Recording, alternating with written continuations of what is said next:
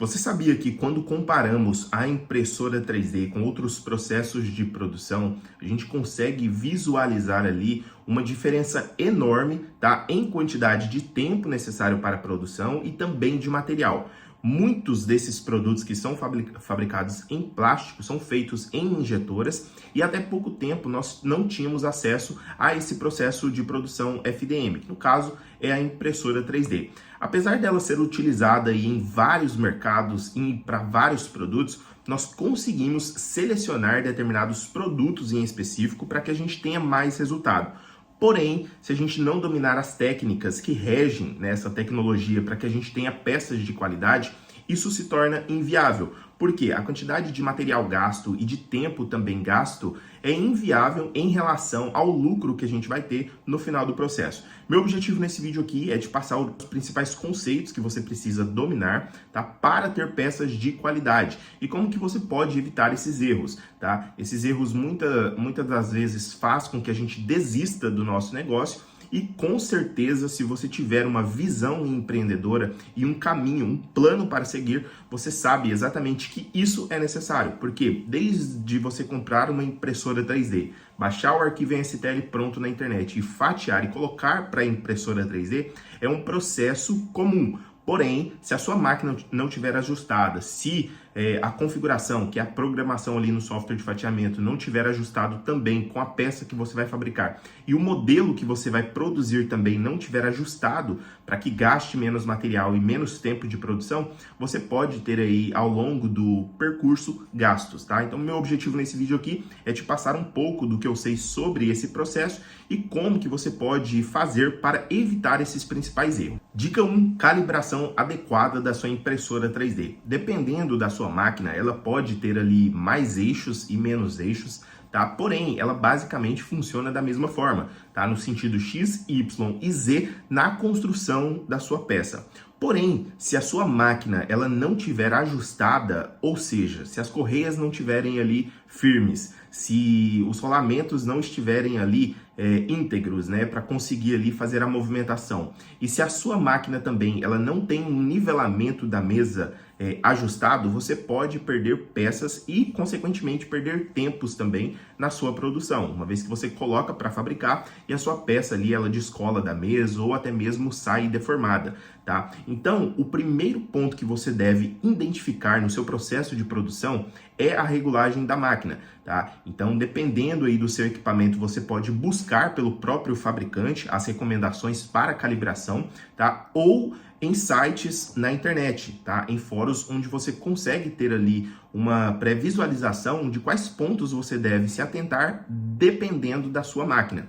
A Ender 3S1, a Ender 3, a linha Ender da Creality, ela tem uma facilidade maior porque a gente consegue fazer esses ajustes ali das correias e também dos rolamentos na parte interna dele, tá? Como você vê aqui. E assim, a gente consegue garantir no mínimo que a estrutura dela esteja rígida, tá? Fora os outros parafusos, né, que demandam ali uma necessidade para que a estrutura dela ela fique firme, tá? Então, o primeiro ponto é a impressora 3D. Se a integridade dela está ok, consequentemente, o restante aqui desses processos que a gente vai falar agora também vai sair conforme aí você deseja. Dica 2, temperatura. A temperatura é uma das principais configurações que existem na impressão 3D.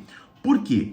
Porque o filamento, que nada mais é do que o plástico PLA, ABS ou PETG, ele precisa de uma temperatura de fusão para que ele consiga sair pelo bico ali, tá, com um fluxo constante. Ou seja, se o seu bico de impressão, por exemplo, ele estiver frio, tá, abaixo ali da temperatura ideal para que esse filamento ele saia com facilidade, consequentemente, isso vai ocasionar na sua impressora 3D ou no próprio bico, né, entupimentos, tá? Ou seja, o material ele vai ter dificuldade para passar por esse bico de impressão. Por outro lado, se o bico tiver com a temperatura muito alta, isso pode ocasionar nas suas impressões, tá, deformações. Ou seja, o filamento ele vai estar saindo com muito mais facilidade, porém ele pode até mesmo danificar as suas peças, tá, com pipocamentos, aquelas pequenas bolhas, né, que ocasiona quando a gente coloca uma temperatura muito alta. Talvez você nunca tenha feito isso e até mesmo o cheiro do ambiente em que você ele fica mais forte, tá? Então é muito importante que você faça essa calibração de temperatura antes de mandar qualquer produto para fabricação, tá? Então você pode fazer isso com um cubo de calibração, principalmente se você for o operador da máquina CNC, da impressora 3D, você consegue fazer um pequeno cubo de calibração, até mesmo uma torre ali, onde você já consegue identificar a temperatura e a retração ideal, tá? Isso é muito útil, principalmente para quem não sabe desse processo. A temperatura é fundamental para que você tenha uma peça de qualidade, beleza? Então vale a pena, antes de qualquer produção maior aí, fazer essa calibração. Principalmente, tá, quando você troca o filamento ou então troca a marca do filamento. Lembrando que, mesmo se for PLA, para todas essas marcas que você está comprando, existem variações ali na composição química desse material. Então, fazer ali o ajuste de temperatura vai te ajudar, antes de produções, a não perder esse material e até mesmo o tempo de produção. Dica 3, limpeza do bico de impressão. Como a gente já falou anteriormente, o bico ele é um dos principais componentes ali da impressora 3D, porque ele é responsável em ter ali o local, né, a saída da dimensão ideal para o filamento. O que acontece? Quando a gente usa muito a impressora 3D, e principalmente com materiais abrasivos e tudo mais, esse bico ele pode alterar a dimensão de saída dele, tá? Então, em 4 a 5 quilos de material usado, você pode fazer a troca desse bico ou até mesmo a limpeza, caso esse bico não esteja danificado, beleza? Então, vale a pena você visualizar ali, caso você não saiba como fazer a troca do bico de impressão. É necessário que você coloque ali uma temperatura maior, né, para que você consiga fazer essa limpeza antes de retirar o bico, tá? Como que isso é feito? Normalmente aqui eu coloco, quando é para PLA, você pode usar essa regra aí para o material que você está utilizando. Para PLA eu costumo deixar ali uma temperatura de 190 graus, tá? Eu insiro o filamento dentro do bico de impressão, empurro ele um pouquinho para sair ali aquele vazamento do bico, tá? Isso também ajuda na limpeza. E depois de fazer esse processo, eu coloco uma temperatura no bico de 90 graus. O que vai acontecer?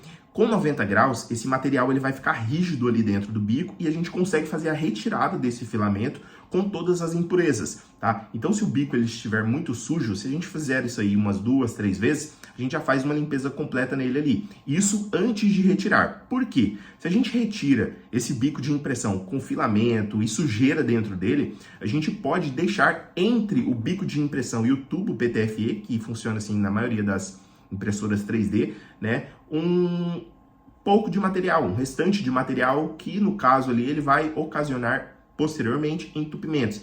Então, fazer a limpeza, trocar o tubo PTFE depois da troca ali, pelo menos ali no bico, né? Se ele não estiver danificado, vai evitar também problemas futuros com a sua impressora 3D, tá? E como eu disse para você, entre 4 e 5 quilos ali de filamento, vale a pena você trocar e, obviamente, ter esses bicos aí para reposição vai te ajudar também a não perder tempo caso isso aconteça, tá? Isso normalmente é comum com impressora 3D, mas você pode evitar fazendo esses dois processos. Quarta dica, material de qualidade. O material de qualidade é fundamental para que você tenha no processo de produção peças bonitas, peças com acabamento superficial legal, tá? E isso se dá, primeiro, pela sua máquina, né, pela estrutura dela ali, se ela está bem rígida, se ela consegue te entregar isso. Obviamente, com as máquinas mais atuais, a gente consegue isso com a maioria das impressoras 3D, tá? Desde Ender 3 até as máquinas mais avançadas, a gente consegue ter peças de qualidade, se você levar em consideração ali o ajuste dela e também, né, a estrutura dela. E o que acontece? O material, quando você escolhe ele, se você escolhe, por exemplo, um material mais barato que você achar, pode ser que esse material ele não te dê o resultado que você espere, tá? Ou ele apresentará ali rachaduras, né, ou apresentará ali marcações na sua peça por não ser depositado ali com fluxo constante, ou até mesmo ressecamento muito rápido, ele pode ficar quebradiço.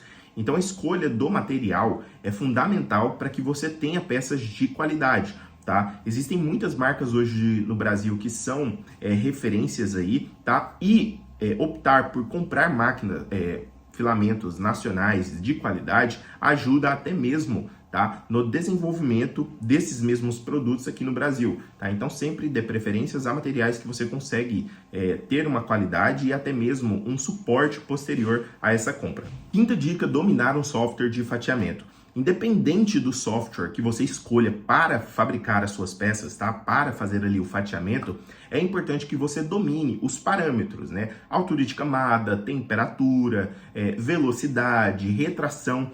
Todos os programas de fatiamento apresentam essas mesmas configurações. Em algum momento aí do mercado 3D, principalmente entre os vendedores de curso, você pode notar que existe ali uma facilidade em recomendar, tá, um software específico. Porém, é importante que você saiba que praticamente todos os programas apresentam essas configurações. Tá? Então, entender ali quais que são os parâmetros ideal para cada tipo de peça vai te fazer ganhar tempo, principalmente ali na configuração dela, né? Durante ali o processo de fatiamento, e também vai te ajudar a ter uma resistência e também a qualidade que você deseja, tá? A qualidade, ela está diretamente ligada a esses dois fatores que eu falei, o material, tá? E também a máquina. Porém, você consegue ter outras características em peças impressas em 3D que você consegue configurar no software de fatiamento. Ou seja, você consegue configurar a quantidade de material interno, a quantidade de paredes na sua peça, e se o seu filamento, por exemplo, ele não estiver com qualidade, ele pode, mesmo que você coloque ali uma quantidade absurda em paredes, te entregar uma resistência baixa. Tá? Então, primeiro, se você domina o software de fatiamento e faz as configurações ali ideal para a peça que você escolheu produzir, e o seu filamento ele não está com uma qualidade boa, você já vai conseguir identificar que é o filamento. Tá? E da mesma forma também é a máquina. Então, ao longo do processo, caso você tenha algum problema, você vai retirar o que não faz sentido e vai dar foco naquilo que realmente importa para resolver. Tá? Então, esse é um principal fator aí que muita gente negligencia, que é a busca pelo conhecimento. Então, se você não sabe ali dominar um software de fatiamento, se você não sabe modelar o seu produto, se você não sabe fazer a modificação, a personalização desse modelo, vale a pena você buscar por conhecimento, porque é isso que vai garantir que você tenha ali acesso, tá, a resultados que o seu mercado ele pode te proporcionar, beleza? Então, não deixe de buscar conhecimento e pau na máquina. Sexta dica: movimentação durante a impressão 3D. A gente já falou aqui sobre o fator, né, que é você ajustar o seu equipamento ali para que ele fique rígido o suficiente para não te entregar uma vibração durante a impressão 3D. Porém, mesmo que a sua impressora 3D ela esteja bem regulada, caso você utilize uma velocidade, né, de impressão 3D muito alta, isso pode também ocasionar vibrações. Então, sempre que você for ter ali uma peça onde você precisa de um acabamento superficial melhor e você não está conseguindo devido a essa vibração, você pode reduzir somente ali o externo da peça, ou seja, a parede externa com uma velocidade menor, o que te faz ali ter uma deposição constante, né, de material e também evitar vibrações na sua impressora 3D, principalmente com peças menores, né, entre 3 milímetros até 25, 30 milímetros, a gente recomenda uma velocidade, principalmente se você usa uma impressora 3D de entrada, de no máximo ali 40 milímetros por segundo. Isso facilita demais, tá? E muita gente deixa isso de lado, principalmente com essas impressoras 3D novas que demandam ali uma velocidade mais alta, né, para produzir. Nem todas vão conseguir suprir isso que você precisa, tá? Então, se você identificar ali que a sua máquina ela tá tendo vibrações muito altas com a velocidade que você está utilizando, primeiro, verifica a estrutura dela. Se a estrutura estiver correta, beleza. Mas vale a pena você também manter a integridade física dela. Como é que você faz isso? Usando ela da melhor forma possível. Quanto mais você buscar a configuração ideal da sua impressora 3D, mais tempo ela vai durar na sua mão funcionando. Tá? Então, quanto menos você botar ela para trabalhar aí no 12 e levar isso em consideração, mais ela vai te trazer retorno aí e, consequentemente, menos prejuízo também para o seu bolso. E sétima dica: manutenção regular. Todo processo de produção, ele demanda ao longo do tempo manutenções preventivas, tá? Então você pode fazer isso da mesma forma como todos os outros equipamentos e levando em consideração também, tá, esses pequenos componentes, né, que fazem aí a sua impressora 3D funcionar, como bico, rolamento, correia. Caso você não tenha nenhum desses produtos aí em estoque, né, para você utilizar quando esses mesmos danificarem, vale a pena você fazer uma listinha ali do que vale a pena você comprar para você não perder aí tempo na produção durante o seu processo.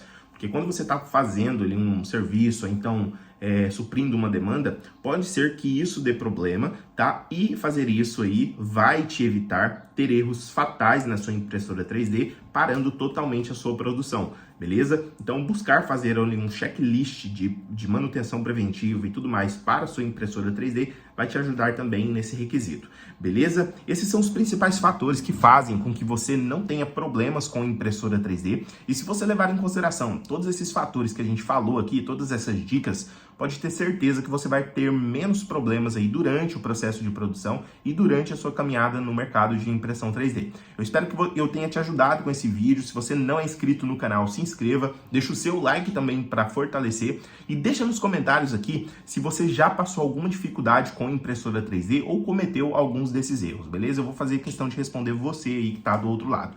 Um abraço e até a próxima. Valeu!